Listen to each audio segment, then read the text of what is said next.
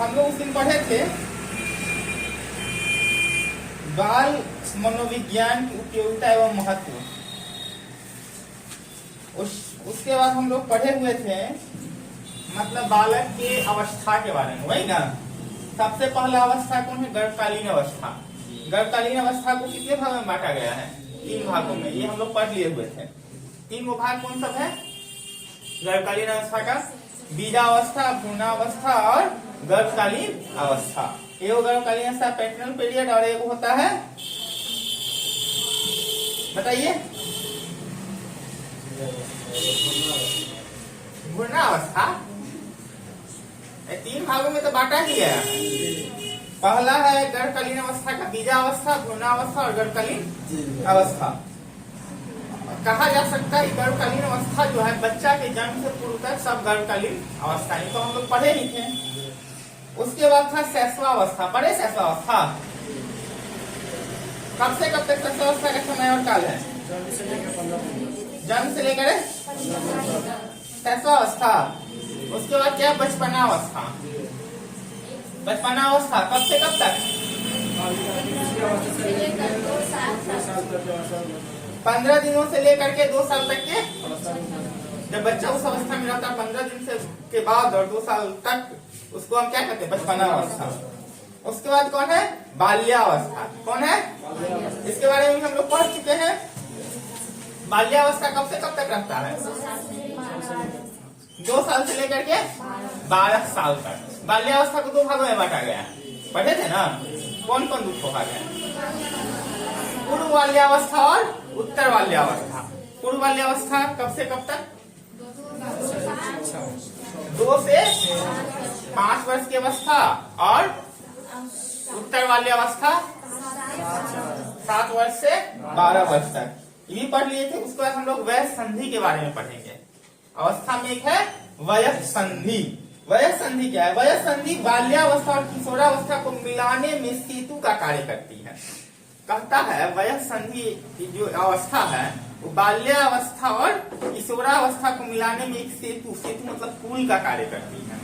समझ में आ रहा है? समझे आप लोग? इसका मतलब सिंपल सा है कि वयः संधि जो अवस्था है कुछ समय उसका बाल्यावस्था और कुछ समय उसका किशोरावस्था का होता है। समझ में आया? आगे देखते हैं। यह अवस्था बहुत कम समय की होती है किंतु शारीरिक विकास की दृष्टि से यह बहुत ही महत्वपूर्ण अवस्था है। बहुत कम समय की होती है लेकिन शारीरिक विकास की दृष्टि से बहुत महत्वपूर्ण अवस्था है वयः संधि। जो बाल्यावस्था, कुछ पार्ट इसका बाल्यावस्था का होता है, कुछ पार्ट इसका किशोरावस्था में होता है। समझ में आया? इस अवस्था का कुछ भाग बाल्यावस्था और कुछ भाग किशोरावस्था से जुड़ा रहता है। इस अवस्था की प्रमुख विशेषता है यौन अंगों की परिपक्वता तथा काम शक्ति का उदय होना। ओके, आप लोग समझे? यौनहीनता इस अवस्था को प्रभावित करती है। यौनहीनता इस अवस्था को प्रभावित करती है। बालिकाओं में यह अवस्था सामान्यतः 11 से 13 वर्ष के बीच प्रारंभ होती है और बालकों में 12 से 13 वर्ष के बीच। लड़कियों में मतलब बालिकाओं में 11 से 13 और लड़कों में मतलब बालकों में 12 से 14। यही वयः संधि जो अवस्था है, अभी बाल मनोविज्ञान का जो एक पार्ट है बाल अवस्था का, तो उसमें जो है 11 से 13 साल में क्या करता है? बाल्यावस्था का काल 12 साल तक है। बाल्यावस्था का काल कब से कब तक का है? बाल्यावस्था कब से कब तक है? 2 वर्ष से 12 वर्ष है ना। तो देखो, और 12 वर्ष के बाद 13 से लेकर के 19 तक, 13 to 19 किशोरावस्था है ना, 13 to 19। तो 11 से लेकर के 11 से 13 तक की लड़कियों में मतलब शारीरिक अथी जो विकास होती है देखी से, तो उसका कुछ पार्ट आ गया बाल्यावस्था में वयः संधि का है। 11-12 साल तक और लड़कों में भी 12 साल तक रहता है। 12 साल से लड़का में 12 से 13 में बाल्यावस्था तो 12 साल तक है ना, किशोरावस्था। तो वही वयः संधि में कुछ पार्ट बाल्यावस्था और कुछ पार्ट किशोरावस्था। आगे का अवस्था देखते हैं। हम लोग 5 अवस्था पढ़ चुके हैं। कौन कौन 5 अवस्था बताइए? कौन बताएगा? तुम बताएगी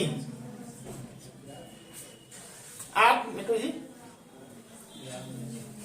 क्या करते हैं आप लोग? पढ़ करके भूल जाते हैं, वीडियो में भी दिया हुआ है। प्रतिभा कुमारी बताइएगा। गर्भकालीन अवस्था, शैशवावस्था, बचपनावस्था, बाल्यावस्था और अभी पढ़ रहे थे वयस्संधि अवस्था।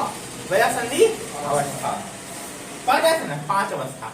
उसमें भी पहला जो था गर्भकालीन अवस्था को 3 टाइप में बांटा गया। बीजावस्था है, भ्रूणावस्था है, कब भ्रूण होता है, और लास्ट में गर्भकालीन जंतु तक गर्भकालीन अवस्था है। समझ में आया? वो सब गर्भकालीन अवस्था में ही आ जाता है। उसके बाद हम लोग को पढ़ना है किशोरावस्था। तो हम लोग तो बाल्यावस्था पढ़ लिए 2 से 12 वर्ष तक, वयस्संधि पढ़ लिए हैं कि कुछ भाग बाल्यावस्था का और कुछ भाग किशोरावस्था का। नेक्स्ट है किशोरावस्था। किशोरावस्था को 13 से 19 वर्ष तक मानते हैं। किशोरावस्था को 13 से 19 वर्ष तक किशोरावस्था मानते हैं। नहीं कहता टीनेजर है, वही किशोरावस्था। ठीक है, 13 से 19 वर्ष तक मानते हैं ना। पाश्चात्य विद्वानों ने इसे टीन एज भी कहा है।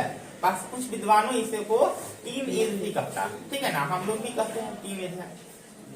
टीनेजर पर थोड़ा लोग कहता है गांव समाज में, टीनेजर पर थोड़ा कम भरोसा करो। ठीक है, आगे देखते हैं। यह अस्वस्थ बालक के विकास की सबसे जटिल अवस्था है। सॉरी, यह अवस्था जो है, अस्वस्थ का बोल दिए हैं, यह अवस्था है बालक के विकास की सबसे जटिल अवस्था इसको माना गया। अब क्वेश्चन आएगा कि बालकों के विकास की सबसे जटिल अवस्था कौन है? आंसर क्या होगा? किशोरावस्था होगा ना आंसर। किशोरावस्था से एक और क्वेश्चन आ सकता है, किशोरावस्था का काल कब से कब तक? 13 से। अच्छा, मान लो कि बच्चा सबसे ज्यादा खिलौना से किस अवस्था में खेलता है? क्वेश्चन आ सकता है।